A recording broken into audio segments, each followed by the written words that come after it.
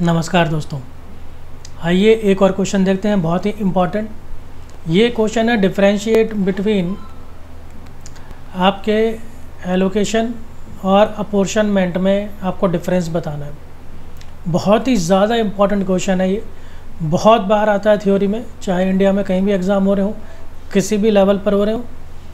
आइए देखते हैं कॉस्ट एलोकेशन क्या मतलब है। Cost allocation is the name suggest, जैसे कि इसका नाम खुद ही बता रहा है, इज़ द डायरेक्ट अलॉटमेंट। जब आप डायरेक्टली बता सके कि ये खर्चा इसका है, direct allotment of cost to the traceable cost object. जब आप ये बता सको कि भाई ये लेबर है, फला फला लेबर है, इसका 400 रुपये का खर्चा आया और ये खर्चा जो आया है ये इस मशीन 1 पर आया, जो कि इस पर्टिकुलर डिपार्टमेंट के अंदर आती है या इस फला फला वाली फैक्ट्री के अंदर आती है। तो जब ऐसे आप क्लियरली बता सके कि किसने किस पे काम किया है, कितना खर्चा है। It is the process of associating the expense incurred. जब आप बता सके खर्चा किस पर आया है, to different departments and of the organization. ठीक है जी। When a particular cost item is easily recognizable with the cost unit, that is product। जब आप बता सके कौन सी मशीन पर, कौन से प्रोडक्ट पर, कौन से डिपार्टमेंट में किस चीज़ का कितना खर्चा आया है, या किसी कॉस्ट सेंटर में आप कितना खर्चा है, कॉस्ट यूनिट पर किस चीज़ का कितना खर्चा है, डायरेक्टली बहुत क्लियरली आप बता सकें, then this cost are charge to concern cost your centre और यूनिट। तो ये जो खर्चा है उस पर्टिकुलर कॉस्ट सेंटर या कॉस्ट यूनिट के अगेंस्ट चार्ज कर दिया जाता है। And the process is called cost allocation. और इस प्रोसेस को कहा जाता है कॉस्ट एलोकेशन, यानी कॉस्ट दे देना, उस पर्टिकुलर प्रोडक्ट को कॉस्ट लगा देना उसके ऊपर। In final terms it is the full fledge distribution. पूरा का पूरा खर्चा जो है डिस्ट्रीब्यूट कर दो of an overhead item to department rationally, एक पर्टिकुलर डिपार्टमेंट पे रैशनली, बहुत समझदारी से, यानी सही तरीके से। Therefore a process in which there is an outright charging मतलब पूरा का पूरा चार्ज कर देना, पूरा का पूरा खर्चा किसी एक ही चीज़ पर डाल देना और वो क्लियर होनी चाहिए, of whole cost item to concern cost centre is termed as cost allocation. Example, salary paid to employees of the maintenance department can be allocated to that department। पता है कि जो सैलरी दी है एम्प्लॉयज़ को वो maintenance department की है और पूरी की पूरी मेंटेनेंस डिपार्टमेंट की ही वो सैलरी है, ये एम्प्लॉयज़ और कहीं भी अपनी सर्विस नहीं देते। दूसरा हिस्सा जो आ रहा है, दूसरी टर्म कॉस्ट अपोर्शनमेंट, देखने में ये एक जैसे ही लगते हैं, इसीलिए ये इंपॉर्टेंट जो है वो इंपॉर्टेंट बनता है difference. When the cost items can not be out rightly charged. अब आप पूरा का पूरा खर्चा नहीं बता सकते कि इस लेबर का खर्चा या इस मटेरियल का खर्चा या इस सर्विस का खर्चा इस एक पर्टिकुलर प्रोडक्ट या पर्टिकुलर आइटम पर लगता है और accurately traceable to a particular cost centre. जब आप बता नहीं सकते क्लियरली कि इस कॉस्ट सेंटर के अगेंस्ट इस खर्चे को पूरा हम चार्ज कर सकते हैं, then such item of cost are prorated amongst various cost object. तो जो आपने 12th क्लास में प्रोराटा पढ़ा होगा, प्रोराटा का क्या मतलब होता है, रेशो में बांट देना। वही तो हम करते थे, अलॉटमेंट और अप्लाइड वाली रेशो में बांट देते थे।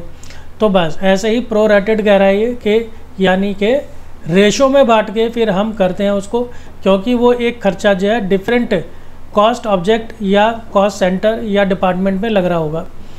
ऑफ एन इक्विटेबल बेसिस, हम बराबर में भी कर सकते, उनको बराबर भी बांट सकते खर्चे को पूरा। This process is known as cost apportionment, और इसको कहा जाता है कॉस्ट को बांट देना।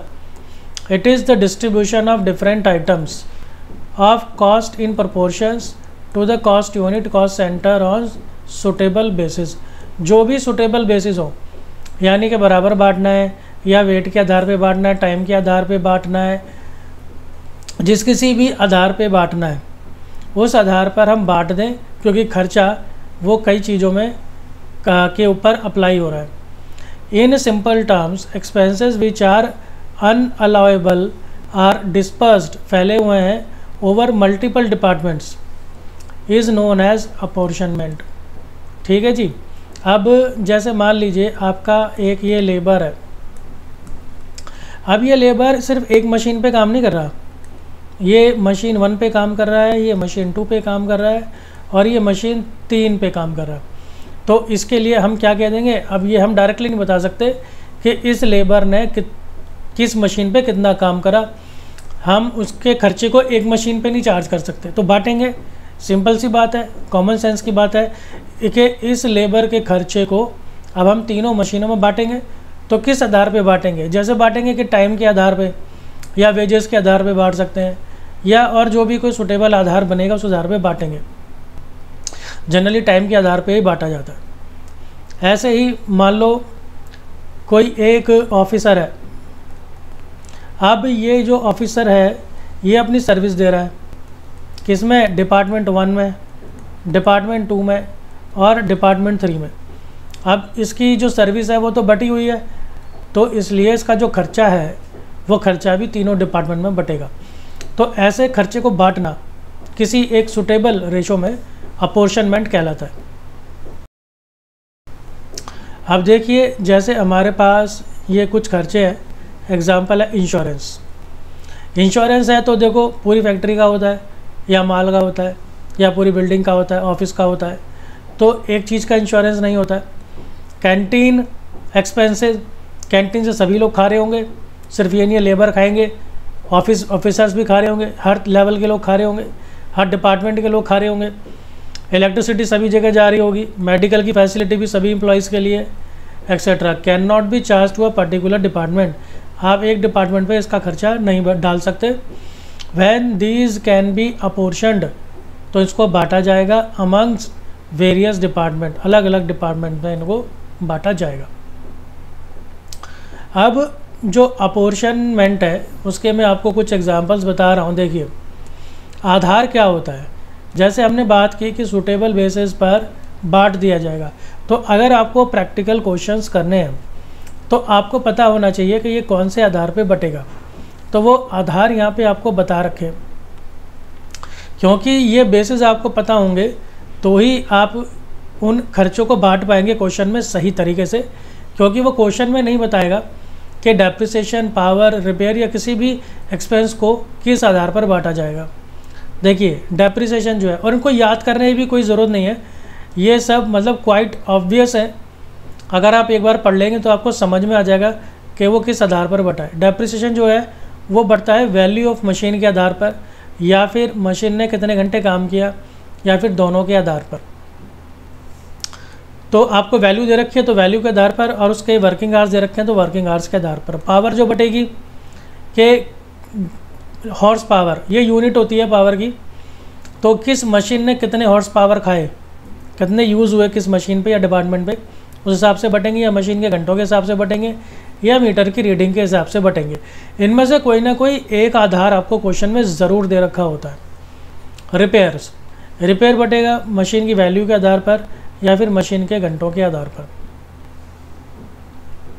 दूसरे जो तरीके के होते हैं, पहले वाले थे रनिंग चार्जेस, अब स्टैंडिंग चार्जेस। ये जो है रेंट एंड रेट्स, ये फ्लोर के एरिया के हिसाब से बढ़ता है। हीटिंग एंड लाइटिंग, ये भी ज़्यादातर एरिया के हिसाब से बढ़ता है, और नंबर ऑफ़ पॉइंट्स के आधार पे भी बढ़ता है। ये नंबर ऑफ़ पॉइंट्स क्या है, आपके जो देखिए घर की दीवारों के ऊपर जहाँ जहाँ ट्यूबलाइट लगी होती है या बल्ब लगे होते हैं, तो वो जो एक पॉइंट होता है जहाँ से वो कनेक्शन लेते हैं दीवार में से, उसे पॉइंट कहा जाता है। सुपरविज़न, सुपरविज़न बढ़ता है कि उसने कितना समय डिवोट किया है किसी एक पर्टिकुलर मशीन पे।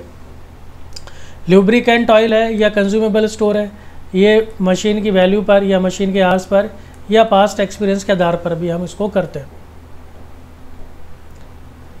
फिर अगर इंश्योरेंस का खर्चा है तो इंश्योरेंस तो होता है वैल्यू के बेस पे, तो इसलिए वैल्यू ऑफ मशीन। और मिसलेनियस जो है फिर वो कुछ पता नहीं है, जनरल चार्जेस वगैरह तो वो इक्वल बांट सकते हैं जैसे भी क्वेश्चन में दिया होगा उस आधार पर। अब हम पढ़ते हैं इसका डिफरेंस, के भाई डिफरेंस क्या है। तो डिफरेंस के लिए सबसे पहले तो देखते हैं बेसिस ऑफ कंपैरिजन, मीनिंग। सबसे पहला डिफरेंस तो आप मीनिंग ही डाल दीजिए। Allocation of cost implies the entire distribution, पूरा का पूरा खर्चा जो है आप एक पर्टिकुलर कॉस्ट सेंटर या यूनिट पर लॉजिकली आप चार्ज कर देते हैं, पूरा का पूरा। Apportionment of cost refers to distribution of various overheads items in proportion. अब आप पूरा नहीं चार्ज करें, अब आप उसको बांटेंगे, जो भी जैसा भी केस बनेगा डिफरेंट डिपार्टमेंट्स में उस खर्चे को आप बांट देंगे। ये दर्शाता क्या है? It represents that part of cost attribution which charges a particular cost centre और यूनिट। ये बताता है कि जो खर्चा है वो कितनी कॉस्ट सेंटर्स या कॉस्ट यूनिट के ऊपर लगा है। तो अगर हम बात करें कॉस्ट एलोकेशन की, तो इसका मतलब खर्चा जो है वो एक ही कॉस्ट सेंटर या फिर एक ही कॉस्ट यूनिट के अगेंस्ट वो चार्ज हुआ है, वो खर्चा उसी पर ही आया है।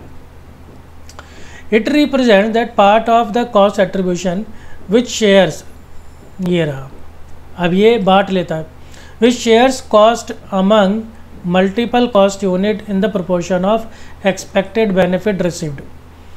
ये दर्शाता है कि ये जो भी कोई खर्चा है जिसे हम बांट रहे हैं डिफरेंट कॉस्ट सेंटर्स या यूनिट्स पे, तो वो एक पे नहीं आया है, वो कई एक से ज़्यादा डिपार्टमेंट्स, एक से ज़्यादा कॉस्ट सेंटर, कॉस्ट यूनिट के ऊपर वो खर्चा आया है। Distribution directly assigned to the department, जिस भी डिपार्टमेंट का वो खर्चा उस पर डायरेक्टली हम असाइन कर देते हैं, सीधा उस पर चार्ज कर देते हैं। प्रोपोर्शनेटली, और यहाँ पर हम रेशो में उसको बांटते हैं। और जो लास्ट है application, when overhead belongs to specific department, जब खर्चा किसी एक डिपार्टमेंट का होगा तो ही ये अप्लाई होता है, और जब एक से ज़्यादा डिपार्टमेंट के ऊपर वो खर्चा हो रहा है तब फिर आपका कॉस्ट अपोर्शनमेंट जो है वो अप्लाई होता है। दोस्तों काफ़ी इंपॉर्टेंट क्वेश्चन था ये, इसको आपको समझिए और ये आपके आगे भी काम आने वाला है। इसी तरह से जुड़े रहिए, मिलता हूँ आपसे अगली वीडियो में। धन्यवाद।